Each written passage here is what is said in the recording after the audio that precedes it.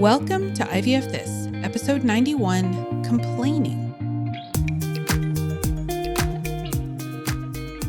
Welcome to IVF This. I'm your host, Emily Ginn. After 10 years of primary and secondary infertility due to both male and female factor infertility, I am now the mother to 3 beautiful miracles. I am married to my favorite person in the world. I'm a social worker, a life coach, and an IVF warrior. I'm here to teach you how to manage your mind and emotions during your IVF journey, to break free from anxiety and regain control of your life, even in the midst of infertility. I'm going to teach you how to say IVF this to how we think about, talk about, and experience infertility. Let's go. Hello, my beautiful friends. I hope you are all doing so well.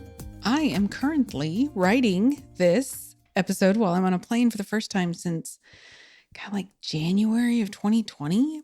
It seems a little insane to me that I've gone over 2.5 years without flying or traveling, but here we are. It's funny because I'm actually a pretty nervous flyer. I actually had to do a lot of pre-thought work before getting out of the plane, like in the days leading up to the flight. Really just kind of making a plan for how I would expect to feel, that if we hit a bit of turbulence, that I could expect that I was going to feel pretty anxious, which, by the way, has been a little bit of a bumpy situation. And surprise, surprise, I did feel incredibly anxious. It's a little smoother now and I feel more calm, but I really planned all of it out for almost this whole 2-hour flight. Now, remember, the goal of thought work isn't to always be happy. So when it gets bumpy, I'm not like, oh, this is the best bumpy flight I've ever been on. This is like being on a roller coaster. Turbulence is my favorite thing in the whole world. No, not this girl, not ever. But when I have been reminding myself is that I planned for exactly how I was going to feel if we had bumps. They happened. I followed the plan. Things have leveled out, but if it starts again, I still know what I need to do. I still know how to take care of myself. So I'm not really happy, but I'm calm. And I love this idea of calm neutrality that I've been really playing with in my own personal life and talking a lot about with my clients right now. It's probably one of my favorite emotions that I've been really trying to cultivate lately. And I think I've been doing a pretty good job really lately. And the thing that I wanted to talk about today is complaining, which I did a little bit of because of the turbulence, which I thought was a really funny segue into this conversation. But you do it. I do it. Obviously, I just did it at the top of this episode, but everyone in the world does it. For many of us, it's a near constant or incredibly frequent thing to do. Many of us complain without realizing what we're actually doing. Like it's that much of a habit, almost like breathing. We don't really notice what we're doing, when we're doing it, or anything like that. But boy, do we notice it in other people, right? So let's talk about what complaining is, kind of the gatekeeping that I see around complaining in the infertility community, how complaining actually impacts us. And then I have a little complaint reduction exercise that was described by one of my favorite coaches, Carl Lowenthal. So let's start with the definition of complaining. The expression of dissatisfaction or annoyance at something. Now, what's interesting about complaining is that when we are complaining, we think we're just stating facts like, oh, it's overcast and rainy out and the weather is gross. But that's not a fact because some people actually love it when it's overcast and rainy, me being one of them. I think that's what makes complaining so universal is because we all believe the BS that our brain tells us, and complaints come straight out of the primitive parts of our brain along with the unconscious negative bias thinking. We all believe our own crap. We all believe our own thoughts, and we think our thoughts are super important, right? It's really something you want to take away. We really do believe our thoughts are the most important thing in the world, right? So when we've got the definition of complaining, and some people might use the different words, they might call it venting or something like that, it's totally fine. The first thing you want to know about complaining is that there's nothing wrong with complaining. It's a very normal human thing to do. Now, I'll talk about what complaining does to us, but for right now, there's nothing inherently wrong with it, right? It doesn't mean anything about you as a person. You're not a negative Nelly. You're not broken or someone who can't see the positive. It means you're human. And if you're listening to the podcast, it also means that you're a human that has been going through some really hard stuff, and we want to honor that. Now, I will say that there's a little bit of gatekeeping within the infertility community around who is and who is not, quote unquote, allowed to complain.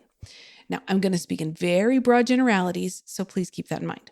A lot of times we do the gatekeeping to ourselves, right? I shouldn't complain. This person, so-and-so, they have it so much harder. They've had 4 failed cycles. I've only had failed 1 cycle. They've had a miscarriage, but it was only my embryo that transferred that failed, right? We do this to ourselves all the time. Brene Brown calls it the suffering Olympics. It serves absolutely no purpose except to make you feel worse, right? Like you're not even allowing yourself the honor to express your frustration, your loss, whatever it is you're feeling, whether it's a failed cycle, a transfer, a miscarriage, or even the failed expectations for how you thought your life was going to go, right? Another way we gatekeep in the infertility community is when we hear the phrase, well, at least, right? We could say it because believe me, I've said it before, or we could hear it, right? Either way. Now, of course, people outside of our community use that phrase, and pretty much anytime it's used, I don't know that I've ever had this abundance of warmth and compassion. It usually just kind of feels terrible. I remember following our failed transfer in like August, September of 2020. I was on the phone with one of my friends who has also experienced infertility. She had gone through, I think, a full cycle. And out of that first cycle, she had 1 live birth, 1 failed transfer, and 1 miscarriage. And at that point, her and her husband were really trying to decide if they wanted to go through another full cycle again. And I was sharing how sad that I felt about that failure. And she responded with, well, at least you already have 2 children. Now, her intention, like so many people who use that phrase, was more likely, Emily, try to remember that you're already blessed. I can acknowledge and accept and unequivocally call that gatekeeping, right? I can accept and acknowledge that she said that out of love and compassion, and it doesn't change the way that I think about her, but it is also gatekeeping. The other story that I told myself about that specific part of our exchange was that I already had 2 children. So this failure shouldn't matter as much because I already had what she wanted. So therefore, I didn't have a right to complain. Right? That's what I mean by gatekeeping, like not allowing a person or yourself, remember yourself, to express that frustration, whatever emotion that is for you at that time, right? That would not be valid. It's an invalidating statement. And we do this all the time. I see post after post in the IVF infertility Facebook groups about members of our community complaining that someone is complaining about their pregnancy, like discomfort or the changes in their body and their lives. And I always want to ask myself, like, why is your complaint about their complaint more valid than their complaint? I know it's kind of a meta way to look at it, but you're complaining that they're complaining. It's just so interesting to me. They're just not that different, right? So here's the deal. Everyone is allowed to complain. Everyone. Whether you're a size 2, whether you're living in $1 million mansion, you have 3 kids, a golden retriever, or if you've struggled with weight your entire life, you live paycheck to paycheck, you're struggling with infertility, right? Everyone has the right to complain. Everyone. No one is more deserving or less deserving of complaining than anyone else. You always get to choose if you engage in your complaints, whether that be in person or online. And I'll talk a little bit about how we engage in our complaints in a minute. But remember, we only have control over how we think, how we feel, what we do or don't do. That's it. So why is it important to be more aware of when and how we complain, even if complaining is a normal thing for humans to do? It's a great question. I'm so glad you asked. It's because complaining feels terrible. It feels terrible, like in our bodies. First of all, it doesn't feel great when we do it, right? When you complain, you're basically whining. And when you're whining, it feels like whining and it feels unpleasant. It feels unpleasant to listen to, whether it's you're listening to someone else or you're listening to yourself. For me, complaining feels a little bit like depressing or demoralizing and kind of grinding and needling and annoying, even if I'm just doing it for myself, right? The second problem with whining is that it just teaches your brain over and over to look for and focus on what's negative, what you think is negative. Remember, what you think is negative is not actually truly negative because it's an incredibly subjective experience, but it keeps your brain in that thought loop. It keeps it focused on looking for those things, which is what it was designed to do. So in all actuality, when you're complaining, your brain is just going through the process it was originally designed to do. So you're not teaching it anything new, which again is something I'm going to talk about a little bit later in this episode. Your brain gets into complaining and habit loops. And then cognitive bias kicks in, and you just see more and more and more of whatever it is that you're complaining about. And the third, and maybe the most insidious part of it, is I think because it's so subtle, complaining involves a heavy dose of self-pity. Complaining is like a gateway drug to full-on victim mentality mode. And a lot of my clients, when we first start working together, we talk about that victim mentality, how everything feels like it's happening to them. And that's a really, really tough, scary, difficult place to be, right? When we are complaining, we're thinking, poor me, I don't deserve this. Everything would be better if these things were different. I don't like the way that things are. So much of complaining is just arguing with reality.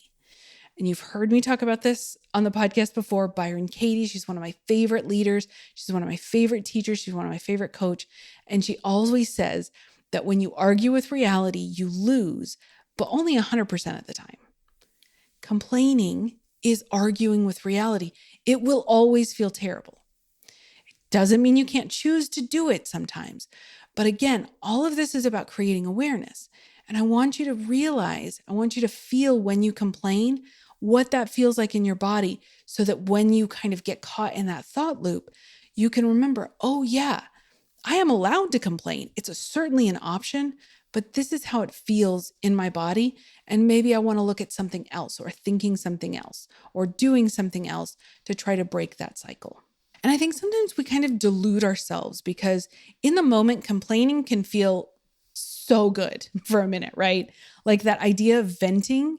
And if we can get someone else to agree with us, well, then we're validated and we're off to the races. But ultimately, it doesn't feel good. If you notice how you feel physically, energetically, after you've done a lot of complaining, for me, I usually feel pretty physically low, as if like my energy has been kind of sucked out. And because you're just producing irritation or frustration or annoyance or sad or self-pity or whatever, all of these negative emotions in your body from complaining in your brain. And I remember I have a whole podcast episode where I break down the difference between self-compassion and self-pity, because I think we often confuse the two. But when one feels very loving towards yourself, which is self-compassion, the other feels much more of like an ick, gross factor feeling. And that's self-pity. And that was why I created that entire episode, was so that you could tell the difference. And you can refer back to it if you ever wanted to practice the complaint reduction exercise, as I so formally refer to it, that I'll talk about in a minute. So there's this exercise, right here, we're already here, that I was referring to. And it's one from Cara Lowenthal, one of my favorite coaches, and she calls it the complaining diet. These are her words to describe it, because I want to make sure that we do this part justice. So according to Cara, you just stop complaining. That's it. And she will even admit this is completely harder than it sounds like, right? There are rules. You don't complain. Not to yourself, not to anyone, not to your journal, not to your cat, not to your mirror. You don't complain about anything or anyone, including yourself. Self-critical thoughts, or thoughts that you are thinking are just facts about yourself but are negative in nature, yeah, those are also complaining. Okay, so again, those were her words. This is a very clearly a strict deprivation diet. And with any other context, I do not advocate for depression. This is clearly a strict deprivation diet. And within any other context, I do not advocate for deprivation diets, right? I want the caveat to be loud and clear. Now, let me tell you, I try doing this diet, this quote unquote diet, every few weeks. And the longest stretch that I have made it to is a few hours. I still keep going though. I want you to remember, all of this is about progress, not perfection. It's about doing small incremental changes. You will probably only make it a minute or a few minutes your first few go rounds. The first time I did it, I tapped out at 1 minute tops. And I think I was probably very generous to myself for that 1 minute. That is how ingrained and normal it is for someone to complain. But what I can tell you, as I am working on this aspect of myself, is that I can energetically feel the difference when I am on a complaint diet. Even if it's just a couple of minutes, a couple of hours, whatever. When you do this, and I would strongly encourage you to check in with your body while you're doing it, what are the sensations you have? Do you feel lighter? Do you feel heavier? Do you feel calm, or do you feel on edge? What is it that you want to do or not do while you're on this complaining diet? What I want to make abundantly clear is that even though you are on this complaint diet, thoughts will pop up in your head. You cannot control this from happening. That's just going to be the way it is. You guys know that the type of thought work that I teach about is not about controlling your thoughts or not thinking things, because I don't believe you have complete control over that, right? I think that that is actually a very futile exercise to try to control your thoughts or to try to resist those thoughts. And you end up just getting frustrated, if not more, than when you first started. The type of thought work that I teach and I practice is what we focus on is how we want to think, like consciously making that decision. So the complaining diet doesn't mean that you're not going to have negative thoughts for 24 hours or 7 minutes or however long you practice it. We cannot prevent the original thought from coming in, especially because right now we've trained our brains to complain, right? Our brains are going to do what they have been trained to do. But when the thought comes up, if you're doing a complaint diet, you can just dismiss it. And this is what I was talking about earlier. You don't engage or indulge with it. It's just off limits. When Cara first described this to me, she said, it's like when you see someone, when you're walking with your husband or your partner or your boyfriend or whatever, and you see someone cute on the street and you're monogamous. You look at them, you might register, hey, they're not bad to look at. And then that's it. You don't run over, you don't make out with them, you don't ruminate about how hot they are. And then the next chance you get, you can jump them and make out with them. No, you don't engage it. You don't indulge it. It is just off limits. The idea is that when the thought pops into your brain, you don't entertain it. You can acknowledge that it's there, like, oh yeah, there's that typical like complaint riddled thought that I have. I expected you, but we're just not going to hang out today. Now, obviously, that's an example. You can choose whatever wording works best for you. But the idea is that you're not surprised when it comes in, but you're just not going to engage with it. You're just going to kind of watch it go by. The benefit of this type of exercise is, one, it doesn't take that much effort. It's completely complimentary, right? You don't have to pay for anything. You can start and stop anytime. And two, which I think is the most important, is that it creates so much more awareness around the content of your complaints and how often you complain. Now, again, I'm going to reiterate, everyone has the right to complain. There is no complaint gatekeeping. Even if you're telling yourself, I shouldn't complain, that's a form of complaining. That's a form of gatekeeping complaining. You're not giving your brain any space to do what brains do. You're allowed to have the thought. The question is whether or not you're going to engage with the thought. This is not an activity that you have to sign up for. No one is walking around checking your homework.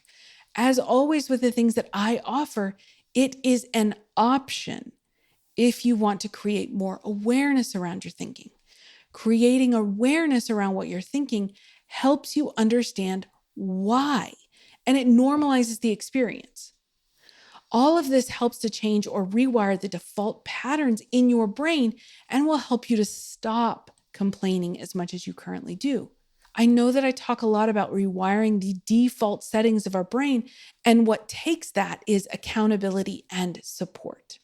So if that is something you're really interested in doing, I'm here. I've got you. Schedule a mini session with me. They're completely complimentary, 30 minutes, and we can spend time really zeroing in on what you would like to work on and create a plan for how to accomplish it. None of this, and I repeat, none of this you have to do alone. So if you want some help with that, you can go to my website, www.ivfthiscoaching.com, work with me, and it'll have an option for either the consultation or the mini session. The mini session is straight coaching. The consultation is a formal consultation looking at kind of all of the dynamic pictures in your life. So either one of those, doesn't matter, whatever you prefer, and we can talk, okay? So that is what I have for you today, my friends. Have a wonderful week, and I will talk to you soon.